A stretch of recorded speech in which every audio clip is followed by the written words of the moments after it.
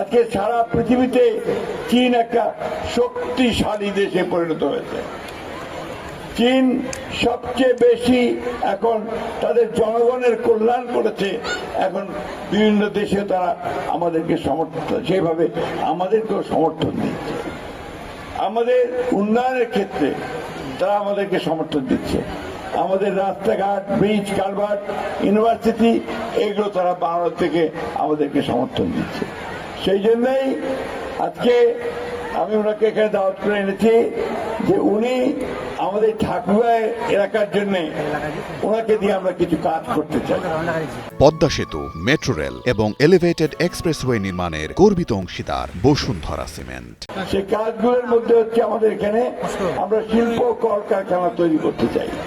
সেই শিল্প কলকারখানা তৈরি করাতে উনি আমাদেরকে সাহায্য করবেন।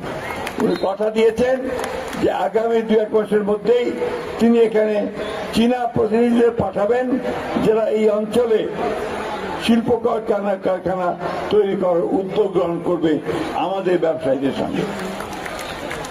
প্রিয় ছেলেমেয়েরা এবং প্রিয় ভাই বোনেরা, যারা গার্জিয়ানস আছেন, যারা এখানে অভিভাবক আছেন, আপনারা সবসময় মনে রাখবেন যে কোনো জাতি কখনো এমনি এমনি উন্নত হতে পারে না।